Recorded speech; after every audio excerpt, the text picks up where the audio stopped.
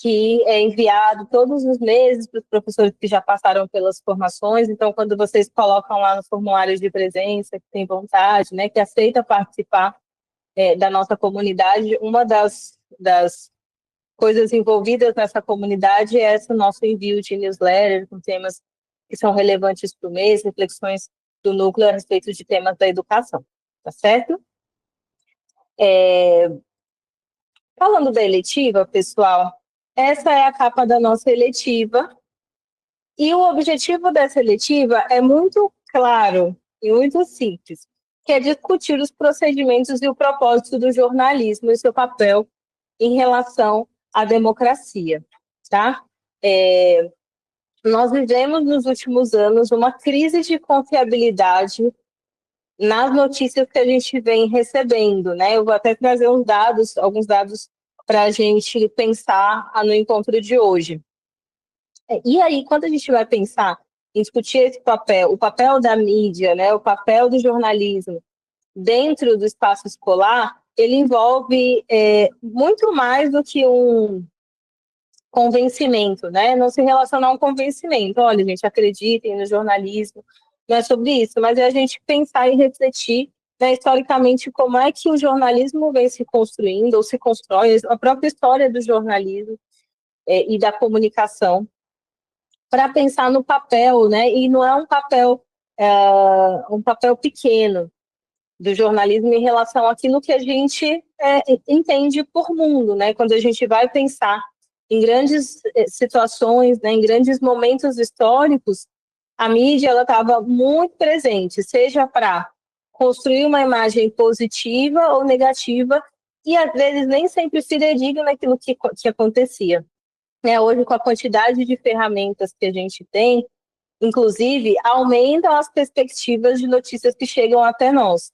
E o objetivo dessa eletiva é a gente olhar para a comunicação e pensar com quais ferramentas a gente pode trabalhar para analisar uma informação e também para incentivar os nossos estudantes a criarem informações, né, produzirem informação. A culminância dessa eletiva é a produção de uma notícia, vou conversar um pouco mais à frente, e os objetos de conhecimento nessa eletiva tem a imprensa, então o papel da imprensa, a história da imprensa, quais são os veículos de comunicação e informação, fontes de informação, método jornalístico e jornalismo, a relação entre jornalismo e democracia, tá? Eu trouxe aqui para a gente assistir juntos. Uma matéria bem curtinha, que vai falar um pouco sobre a percepção dos estudantes em relação à notícia que eles recebem. Vou pedir só um momento que eu vou compartilhar com vocês esse link.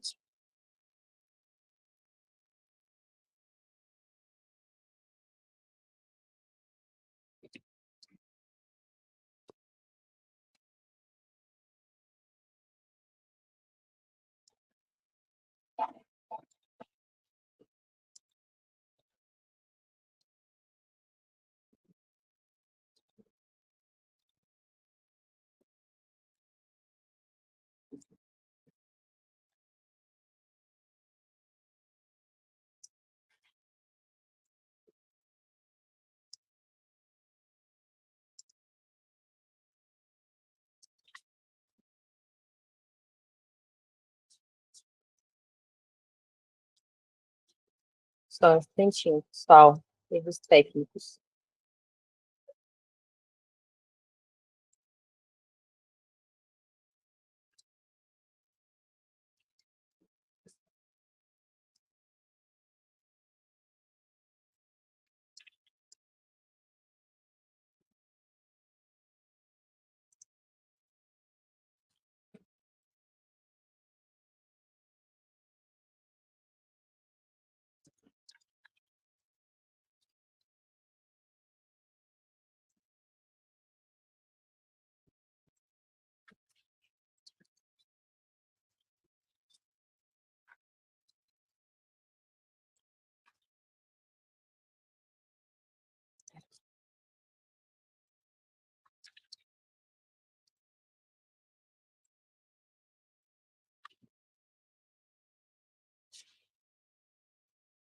Às vezes, o trabalho pode...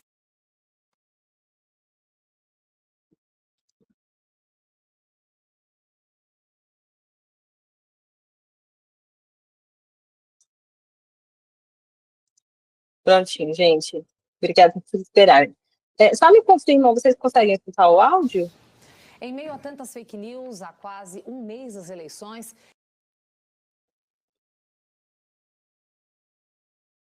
Consegue?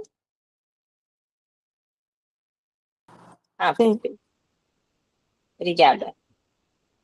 Estudo de uma universidade da Eslováquia faz um alerta. Jovens têm dificuldades em diferenciar mensagens falsas e verdadeiras na internet. A pesquisa da Universidade Comenius foi publicada no jornal suíço Frontiers in Psychology. Os cientistas eslovacos avaliaram 300 jovens entre 16 e 19 anos. Eles tinham que responder se confiavam em mensagens verdadeiras e falsas sobre os efeitos que algumas frutas e vegetais promovem na saúde. 48% confiaram mais nas notícias verídicas do que nas fake news. 41% consideraram mensagens erradas e verdadeiras igualmente confiáveis. E 11% acharam que as informações falsas eram mais precisas do que as verdadeiras. Grande parte desses jovens hoje, que nasceram a partir de 1996, inclusive, eles, muito embora gastem muito tempo, eles não são tão proficientes nessa capacidade de ler o que está acontecendo do outro lado das telas. Porque eu tenho tanta informação que ela transborda de uma forma tão intensa que eu perco a capacidade de discernir o que é fonte do que é ruído. Os números são semelhantes aos de uma pesquisa da OCDE, que avaliou se alunos de 15 anos de 79 países, entre eles o Brasil, sabiam interpretar textos. E por aqui o resultado preocupa. 2 em cada 3 jovens não conseguem diferenciar fatos de opiniões. A educação midiática nas escolas é uma forma para diminuir esse problema. Um projeto da Universidade Federal do Espírito Santo, que oferece oficinas para alunos de escolas públicas na Grande Vitória, ajuda a desenvolver o senso crítico nas crianças e adolescentes. A crítica, para mim, é de uma possibilidade, mas é uma possibilidade de longo prazo. E teria que haver uma grande mudança nas políticas públicas para a educação para incluir esses conteúdos nos currículos para a juventude, e não simplesmente esperar que, por conta própria, os jovens aprendam a consumir criticamente aquilo que está à sua disposição.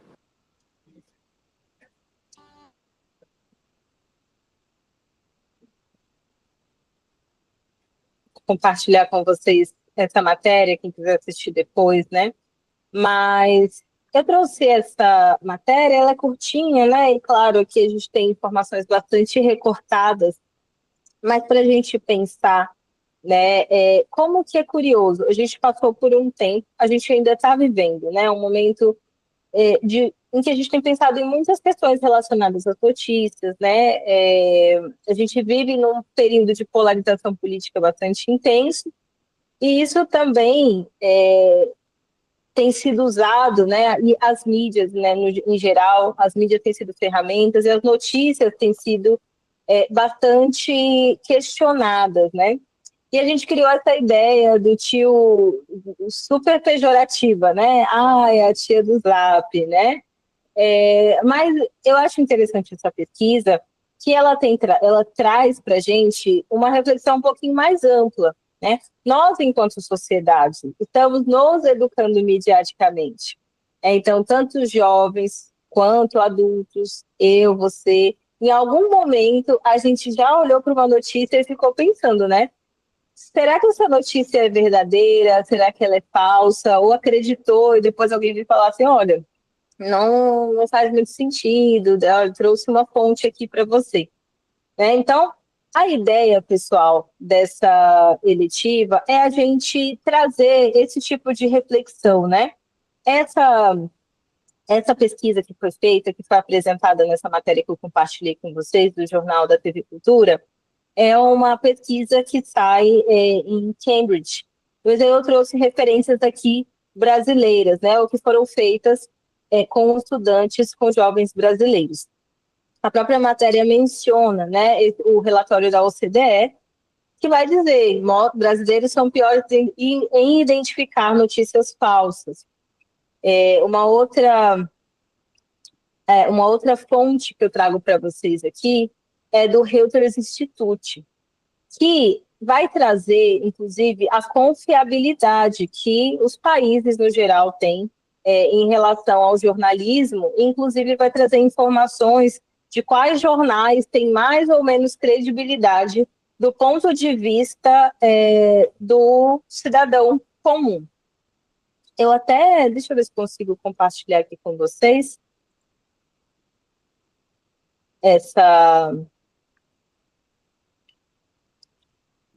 ela está em inglês, mas para quem não lê inglês, pode colocar um tradutor, funciona bem.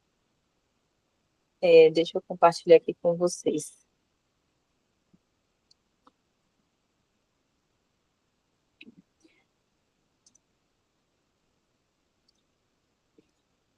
Vocês estão vendo, né? Então, essa daqui pode ser até uma referência, né, para vocês, de repente, apresentarem para os seus estudantes. Tem outras discussões, tem outros tópicos que essa eletiva vai trazer, e eles já são tópicos bem contemporâneos, né? Então, o uso de inteligência artificial no jornalismo, a nossa relação, né, quase que simbiótica com os celulares, e isso, claro, né, impacta na qualidade da nossa leitura de uma notícia, de uma informação.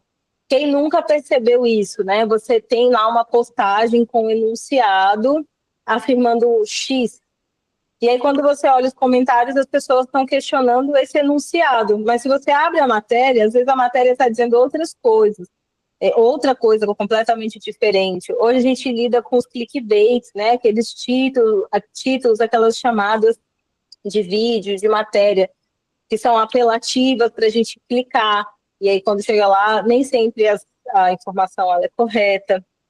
Então, deixa eu só mostrar para vocês, a gente tem um relatório de notícias digitais aqui no Reuters Institute, né? Aqui eu não vou conseguir encontrar agora, mas vocês encontram, né, um relatório de notícias digitais por país. E aí, quando chega no Brasil, por exemplo, você consegue avaliar quais são os jornais que as pessoas têm mais confiança, qual canal que as pessoas têm mais confiança. E isso diz muito, né? Diz muito, não exatamente sobre o canal, mas sobre a nossa percepção a respeito da informação e da notícia, né? É muito curioso que até nessa referência, né, no ranking de canais que têm mais confiabilidade, os jornais que têm mais confiabilidade, a gente tem ali uma coisa polarizada, né? Então, de um lado tem um canal, de outro tem um outro canal. Então, o objetivo de discutir imprensa e democracia é também para a gente questionar e avançar um passo, né? Nessa polaridade, nesse binarismo, né? O que faz uma notícia ser relevante ou não? Qual é a história do jornalismo? Qual é a história da imprensa? Como é que a gente produz uma boa informação? Tá? Deixa eu voltar aqui para a nossa apresentação.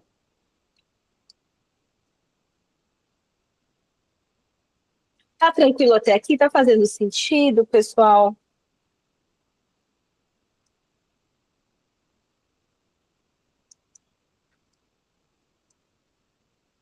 Vocês já estão vendo, né? Então, a eletiva ela vai trabalhar essas temáticas que relacionam com o procedimento da imprensa, né, as informações existentes, seus potenciais alcances. E, como foco, que é bastante fundamental, é construir argumentos fundamentados, né? Então, nessa eletiva, existem algumas propostas que vão levar os estudantes a defenderem as suas posições, os seus posicionamentos, ainda que divergentes, mas com autonomia e com boas argumentações, né? Com argumentações, com referências, com profundidade. esse daqui é a imagem, né, dos nossos módulos. Vocês todos já tiveram acesso aos cadernos, né, já acessaram o Ava Formação. Vejam que o caderno, assim como esse é o nosso modelo, tá? Ali já no início do caderno, a gente tem a divisão dos módulos e os enunciados. Então, ali no primeiro, eu vou discutir a imprensa, o surgimento da imprensa no Brasil, no mundo. No módulo 2, a gente vai pensar os veículos de comunicação e informação, né, esses veículos populares, alternativos, ou os principais locais de veículos, os principais veículos locais de comunicação. Esse gráfico, essas pesquisas do Reuters Institute pode ser muito interessante para esse encontro, né, para quem for aplicar essa eletiva. Então, a gente escutar, né, quais são os canais de comunicação e de recebimento de informações que os estudantes acessam, e até para a gente também, né. No módulo 3, a gente vai discutir fontes de informação. Então, ele vai ser desenhado para a gente pensar nas diferentes fontes e sobre regras de verificação e confiabilidade. Então, como é que a gente analisa e diferencia determinados gêneros textuais? Quando a gente está falando, né, está pensando sobre uma crise de interpretação de mensagens e de notícias, a gente está falando de coisas de temas, né, que se cruzam. Não existe uma resposta exclusiva, né? Não existe, a gente não sabe ler notícia, né? Não é sobre isso. Nós estamos vivendo num processo de adaptação. Nós estamos nos educando mediaticamente. Além disso, a gente tem, né? Claro, a gente se depara com dificuldades, às vezes, né? A leitura, acredito, né, que para a maioria dos professores a leitura e a interpretação seja um dos maiores desafios hoje. Saiu uma pesquisa recentemente que vem mostrando que vem crescendo o número, por exemplo, de pessoas analfabetas funcionais no ensino superior. Então, a gente vem carregando, né, essa herança, você, todos nós em algum momento, né, às vezes já acostumados com essa leitura aligerada, passa uma informação importante de um texto, de uma notícia, a gente interpreta de uma outra maneira. Então, esse módulo, por exemplo, é bastante interessante para a gente exercitar e promover espaços de escrita e de leitura, de interpretação textual, né? Então, muitos professores trazem esse relato de separar uma série de notícias, por exemplo, e pedir para os estudantes lerem e interpretarem. Então, aqui, né, assim como em todas as nossas propostas eletivas, o professor ele tem essa tranquilidade, essa liberdade para adaptar. Embora, como eu vou mostrar mais à frente, para quem já estava aqui nos encontros anteriores, a gente tem um passo a passo que a professora pode ficar muito à vontade de participar, né, passar pelo passo a passo ou criar o seu caminho de aplicar a eletiva. No módulo 4, a gente vai discutir jornalismo e democracia, né? Então, temas que se relacionam com direito à informação, canais de informação do governo. Aqui a gente pode discutir, por exemplo, o portal da transparência. Então, muitas coisas que hoje a gente entende como notícias, né? Por exemplo, como é que saiu uma notícia de que fulano gastou não sei quantos no cartão corporativo? Como é que eu vou checar essa informação? Será que os nossos estudantes sabem que existe o canal da transparência, né? Que eles têm acesso a olhar os gastos dos nossos governantes, quanto que ganham para X, para Y, para Z, para conferir, para se revoltar, né? Se for o caso, olha, isso aqui é interessante a gente questionar enquanto sociedade. Então, trazer essas ferramentas, né? Esses instrumentos de verificação de informações, mas também capacitar os nossos estudantes para, nessa culminância, né, que é esse processo de compartilhar informações, que essas informações elas estejam bem embasadas. Módulo 5, a gente vai falar sobre o método jornalístico, né? Então, os pressupostos éticos. Então, recuperar o que é o jornalismo, o que faz um jornalista. E, por fim, a culminância, que é onde esses estudantes vão produzir uma notícia, né, desde a seleção de pauta até a divulgação para a comunidade escolar. E como nas demais eletivas, essa culminância vai sendo construída no decorrer da eletiva. Tem alguma questão que vocês querem trazer? Alguma pergunta? Alguma pontuação? Algum questionamento? Fiquem muito à vontade. Eu acho que hoje eu não trouxe os nossos combinados, né? Mas não precisam esperar por um momento de dúvida, né? Pode levantar a mão e a gente vai fazendo esse ping-pong. Tá bom, professores?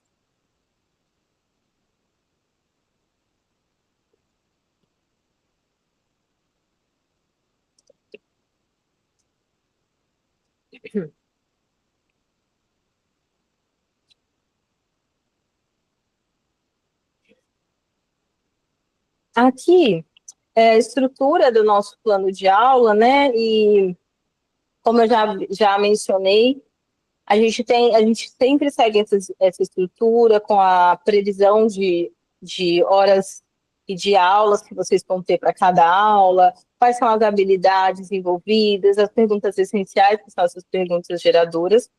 E eu trouxe hoje um destaque para isso que a gente vem chamando de plano de aprendizagem, que eu não havia mencionado nos encontros anteriores, e que é isso aqui que a gente está dizendo que é o passo a passo, tá?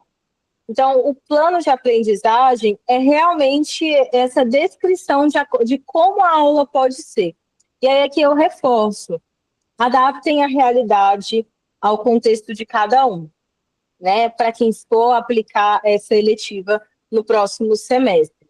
Então, assim, vocês já estão acostumados a aplicar eletivas, né? Então, já se organizam ali um tempo antes para olhar material e tudo mais, e se sentirem muito livres e muito à vontade para adaptar, inclusive para trazer para a gente, assim, né?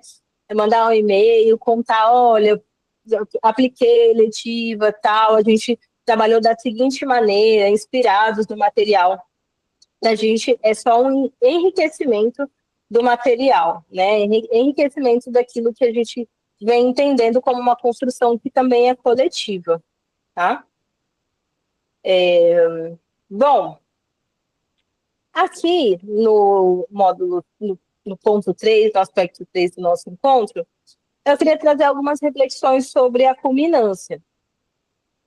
Vocês não vão fazer a culminância nesse processo de formação, mas a culminância está nas propostas eletivas da Politize. E muitas vezes a gente chega no momento da culminância com algumas questões, né? Com algumas dúvidas, às vezes correndo. E aí a gente entende que quando a gente pensa, né? Ou consegue ter um momento para refletir sobre o significado da culminância, é possível que ela tenha mais significado para a gente, que ela não vire um trabalho a mais, né? Então, às vezes, a eletiva está ali correndo bem, o professor está tranquilo, está feliz, e aí vai chegando no período da culminância, ele já está pensando em atividades que ele precisa adiantar, ou um trabalho a mais que ele precisa fazer. Bom, então, acho que o primeiro ponto é a gente definir o que é a culminância, o que a gente entende como culminância. A gente entende que ela é uma oportunidade para reconhecer o empenho e o progresso dos estudantes e o nosso, até acrescente, né? Porque no processo de construção, né, de implementação da seletiva, existe uma troca muito rica. E o desenho das nossas eletivas vem muito preocupado com esse ponto de troca. Então, vem de um lado o professor, de outro o estudante. Então, a gente sai, né, com percepções dos estudantes também. 1.2 da culminância é permitir que eles compartilhem seus conhecimentos com a comunidade escolar. E aí, aqui sim, né, às vezes é aquilo que preocupa a gente, porque às vezes a gente precisa reservar um espaço, precisa trabalhar com a comunicação também, com a comunidade escolar, um dia no calendário, que todo mundo pode, etc, etc. O que a gente propõe como uma sugestão? Que os estudantes sejam envolvidos nisso. Então, professores, fiquem muito à vontade também para, desde o início, isso também é muito importante, já apresentar qual vai ser o trabalho final e já adiantar para os estudantes o que a gente vai precisar para essa culminância, né? Então, delegar também, compartilhar. Quando a gente fala de educação para a cidadania, envolve a gente conseguir dar um pouco mais de autonomia para os estudantes também e confiar. Claro, vocês conhecem melhor os estudantes do que eu, os seus estudantes, né? Vocês sabem qual é o nível que vocês conseguem deixar com eles e outros que a gente fica um pouco inseguro. Mas, claro, essa relação de confiança pode ir sendo construída. E, por último, incentivar a criatividade, estimular que elas possam ser mais dinâmicas e interativas possíveis. Para a gente e para os estudantes, é um aprendizado, né? Então, claro que nesses processos, algumas coisas podem funcionar melhor, conforme a gente esperava, outras nem tanto.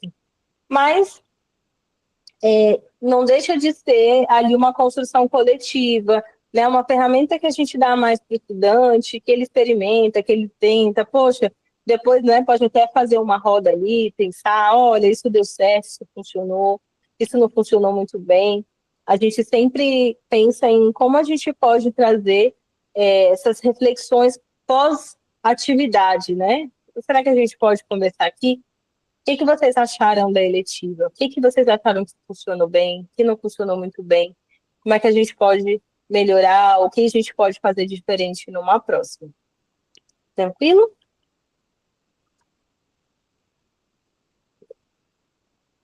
E aí, ontem a professora Clésia compartilhou com a gente, né, as experiências dela com as eletivas, com a culminância, né? E é isso, a gente sabe que um monte de coisa atravessa o espaço escolar, né? Às vezes é um feriado prolongado, uma data não sei o quê, o uso do espaço num dia e que inviabiliza a possibilidade de aula, então essa aula tem que ser jogada para uma semana seguinte. Isso aí tudo pode acontecer, né? Agora, o que a culminância não é? Ela não é uma avaliação final, apenas. Né? A avaliação das eletivas, vocês geralmente vão fazendo elas no processo, né? Observando a participação, algumas questões que vocês apontam para ir corrigindo no processo. Então, tirar esse olhar de uma avaliação final, para que vocês não se sintam num lugar de quem vai definir o que né, construiu tudo junto e no final é o professor que vai dizer se ficou bom ou não. Mas propor, né, esse olhar coletivo para aquilo que foi feito. A culminância não é uma atividade isolada, né? Então, por isso que a gente fala muito de adaptar aos contextos, para que ela não fique desconectada. Então, para que ela não vire uma performance para vocês, né? Às vezes estão trabalhando a partir de um caminho e sentirem que agora precisa, né, performar, trazer, né, literalmente ali uma proposta para a sala de aula de vocês. Ela não é um evento impessoal, né? Então ela não deve ser um evento sem a participação dos estudantes e ela não é uma simples formalidade, né? Então assim, vamos fazer aqui para entregar, né, para cumprir o protocolo. É claro que às vezes é isso, acontece, a gente tem que entregar.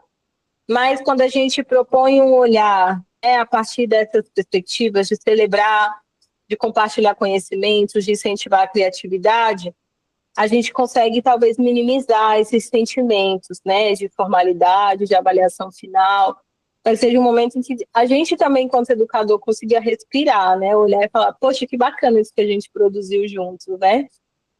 É legal ver como que os estudantes se envolveram, mais ou menos aqui. Então, a gente olhar em retrospectiva e, sim, poder identificar aquilo que funcionou muito bem e aquilo que não funcionou tão bem assim. Então, em suma, uma culminância, ela é onde os estudantes vão apresentar os seus resultados, né, os seus aprendizados, os seus projetos, onde eles vão celebrar as suas conquistas, onde eles vão se sentir fortalecidos também. Então, aqueles estudantes que às vezes têm mais vergonha, né, têm menos vergonha, vai ali perder a vergonha de falar, ou vai ficar tremendo que nem um bobo verde, mas depois eu falar, poxa, Pro, obrigada, né, por ter deixado eu falar. A Ivanete falou assim, ó, a avaliação muitas vezes deixa os alunos nervosos. Deixam, né? Deixam mesmo. Até eu fico nervosa com a avaliação, gente, até hoje.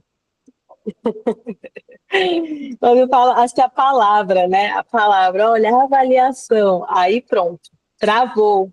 Tava fluido, tava, né, num clima, e aí você trava. Então, pessoal, é isso. Eu acho que é a gente pensar que essa produção de notícia, ela vai ser construída com os estudantes, ela vai ser construída por eles.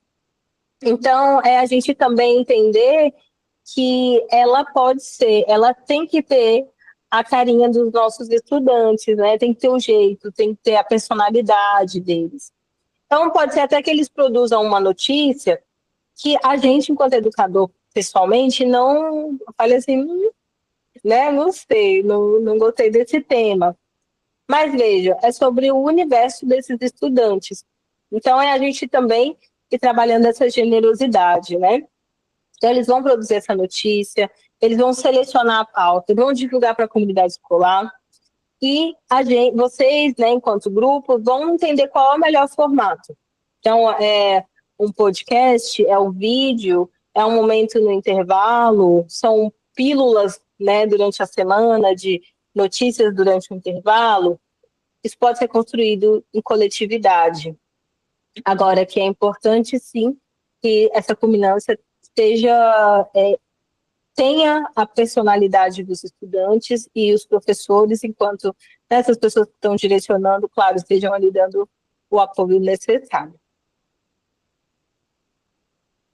Alguma pergunta, questão, causo, fofoca?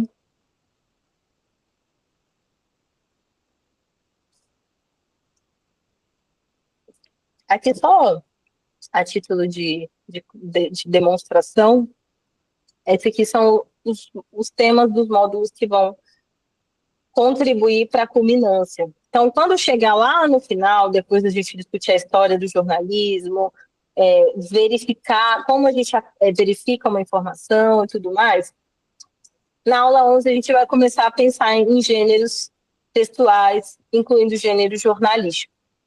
Na 12, né, a gente começa a pensar juntos, vamos falar de quê? Isso é para quando chegar na culminância não virar um imbróglio para o professor, principalmente, né? Olha, a gente tem uma aula, 2 aulas para pensar em tudo. Já está incluído dentro da proposta e construindo essa culminância. Na aula 3, apurar os dados e a produção da informação. Então, decidiram qual informação vão passar? Vamos apurar esses dados? Vamos olhar de onde procede essa informação? Essa afirmação se sustenta com uma pesquisa? Essa informação é uma perspectiva sobre um determinado tema? Porque se é importante dizer, olha, a partir da perspectiva de tal, né, a gente está dizendo tal e tal coisa. Aula 14, produção em diferentes meios de divulgação. E, por último, a culminância. Então, até a culminância ainda tem 4 encontros, 4 aulas, 4 momentos, né, para construir a culminância. E reforço, assim, quando vocês, eu não sei quantos de vocês estão utilizando as nossas eletivas nesse semestre, mas se vocês estão pensando em utilizar as eletivas para o próximo semestre, tragam para a gente, assim, olha, estou pensando em usar as eletivas no próximo semestre, porque a gente tem pensado muito em conseguir acompanhar o encerramento. E aí, acompanhar para celebrar os encerramentos, né? Então, ou eu, ou uma outra pessoa do núcleo, conseguir estar com algumas escolas ou algumas regiões nas culminâncias dos projetos. A Ivanete, as aulas são todos os dias? Não, Ivanete, a gente tem uma semana, até sexta-feira só, para falar sobre a eletiva do dia. Quais temas elas levantam, falar um pouco do caderno. Mas o período de formação, ele é assíncrono. E a gente vai subir até amanhã os vídeos, as gravações do Encontro 1 e do Encontro 2. Tá bom? Elis. Ele está ministrando uma eletiva chamada Educação e Cultura Digital, que trata vários temas citados na emenda da Pontífice. Que maravilha, Elis. É muito bom, né? É muito legal quando a gente consegue se encontrando mesmo, né? E eu acho que a gente tem vai ter esse desafio a partir de agora, né? De pensar a cultura digital como aspecto da nossa vida, né? Não é uma onda, a gente vive o digital, a gente está aqui conversando, né? Eu aqui na Bahia, vocês em Sergipe, e as ferramentas estão aí, né? E a gente pode utilizar elas para promover encontros, potencializar os nossos sonhos, como a gente também pode usar para, né, transmitir